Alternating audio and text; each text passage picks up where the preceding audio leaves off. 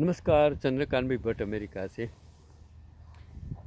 मैं हर वक्त नए नए टॉपिक जो पढ़ता हूँ मेरे पास आता है, सोचता हूँ कि आप भी अगर देखिए, समझे, उसमें से कुछ उपदेश लगे, आपको अच्छा लगे, आपकी सोच बदल जाएगी।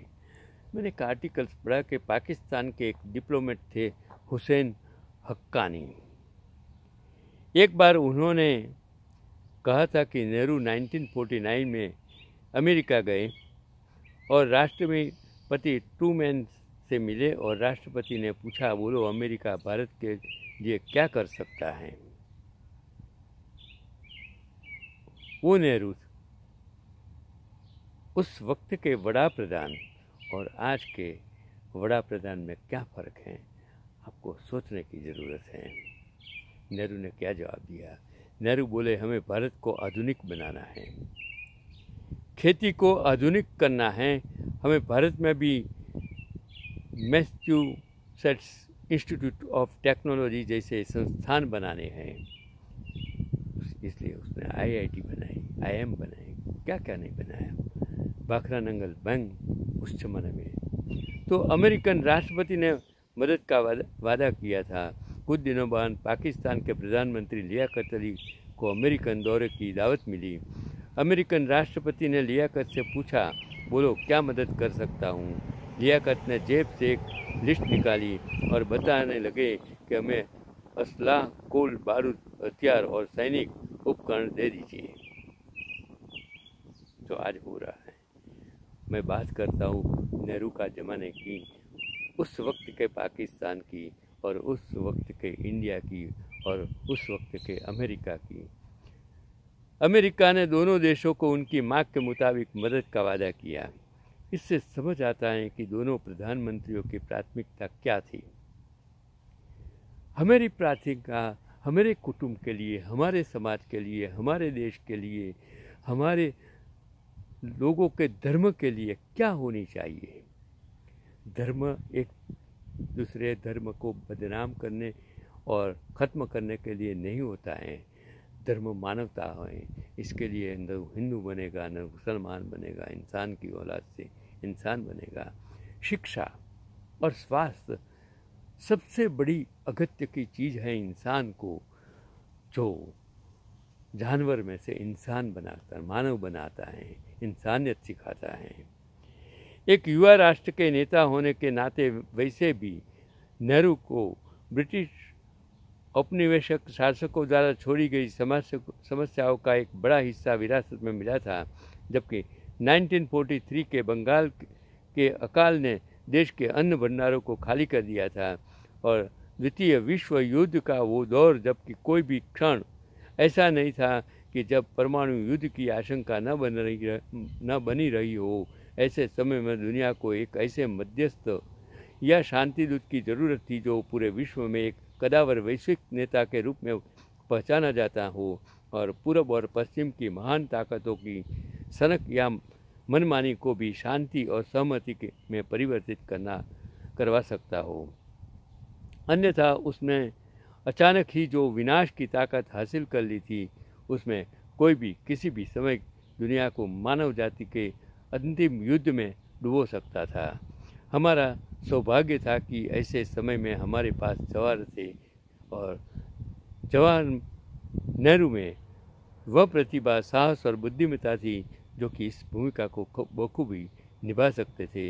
यह साहस बस नेहरू की कर सकते थे कि वह अमेरिका के राष्ट्रपति और फिडेल कास्ट्रो दोनों से एक ही समय में दोस्ती निभा सकते थे। हालांकि यह बात संदिग्ध है, पर वो नेहरू ही हो सकते थे जो कि अंतर्राष्ट्रीय हितों की इतनी समझ रखते थे कि सुरक्षा परिषद की स्थायी सीट खुद न लेकर चीन को दिलवा सकते थे।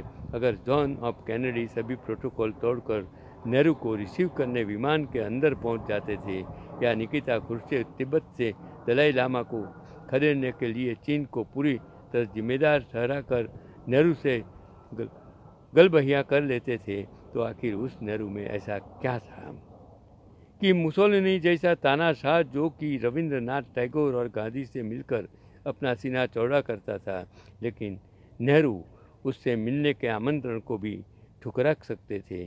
सैकड़ों साल की गुलामी के बाद इस देश को जिस अवस्था में नेहरू ने पाया था, अगले 17 सालों में उन्होंने इसे दुनिया के प्रमुख देशों की बराबरी में खड़ा कर दिया।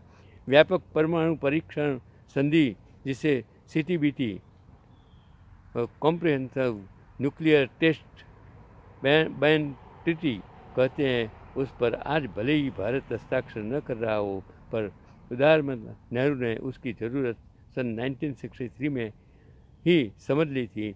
नेहरू ने विश्व के समक्ष सीमित परमाणु परीक्षण प्रतिबंध संधि LTTBT का प्रस्ताव रखा था, जिसके अंतर्गत विश्व में परमाणु परीक्षण वायुमंडल, बाहरी अंतरिक्ष और पानी के नीचे करने के लिए प्रतिबंध लगा दिए गए। लेकिन उनके बाद अचानक आज तक कोई और नहीं हुआ जो कि भूमिगत परीक्षणों पर प्रतिबंध लगा सके। जिस समय दुनिया दो प्रमुख शक्तियों के गुट में बंट रही थी, जिसमें एक गुट सोवियत समर्थक समाजवादी था और साम्यवादी था, दूसरा गुट पूंजीवादी देशों का समूह अमेरिका समर्थक था, जिसमें नाटो के कई देश भी थे। उस समय जवाहरलाल नेहरू ने दुनिया के कुछ प्रमुख देशों को लेकर, जिसमें प्रमुख यूगोस्लाविया के राष्ट्रपति जोसेफ ब्रोज टिटो थे और मिस्र के राष्ट्रपति गमाल अब्दुल नासिर दाना के राष्ट्रपति पाम नक्रुम और इंडोनेशिया के राष्ट्रपति सुकर्णो गुट निरपेक्ष आंदोलन की शुरुआत की।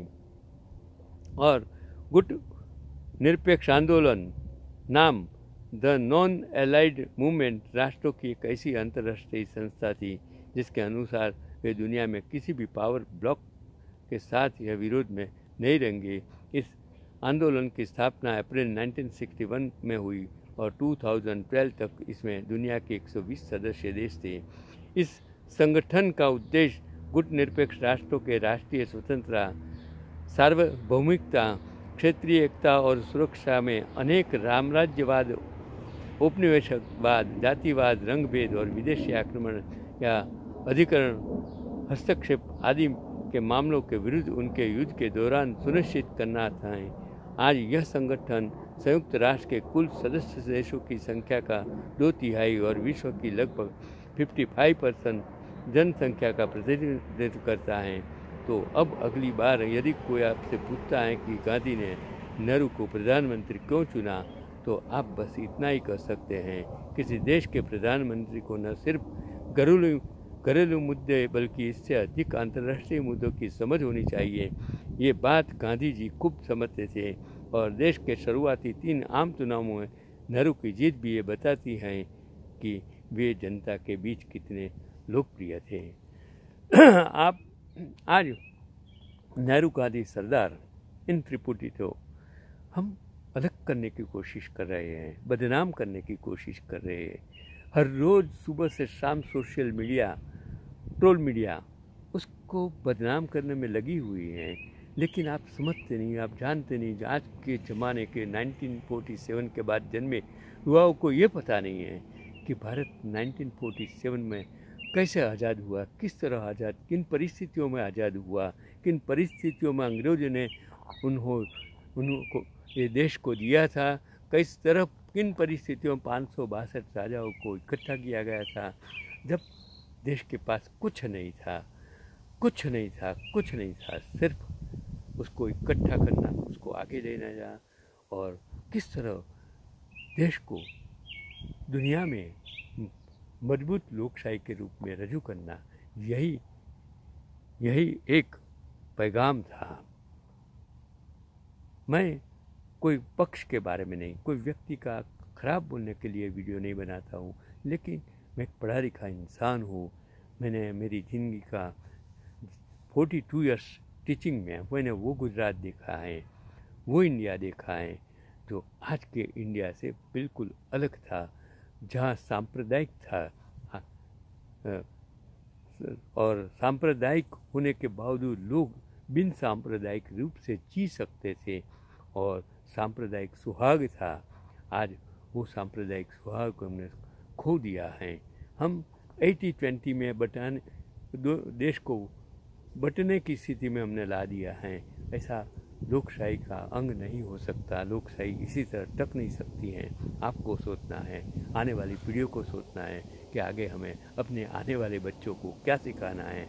हमें सिखाना है सिर्फ शिक्षा और स्वास्थ्य और एग्रीकल्चर और हमारे सैनिक, वही सबसे हमारी जुडिशरी न्याय तंत्र किस प्रकार की मजबूत हो, शिक्षा और स्वास्थ्य किस तरह अच्छी और सस्ती हो वो ज़रूरी है। महंगाई किस तरह कम हो वो हमें देखना है, नहीं कि हमें हिंदू मुस्लिम पाकिस्तान भारत करना है। हमें सिर्फ आगे जाना है। शिक्षण यही कर सकता है, अंधश्रद्धा को दूर कर सकता है, अज्ञानता को दूर कर सकता है, भारत के विकास के रास्ते पर ले जा सकता है, सिर्फ और सिर्फ शिक्षण।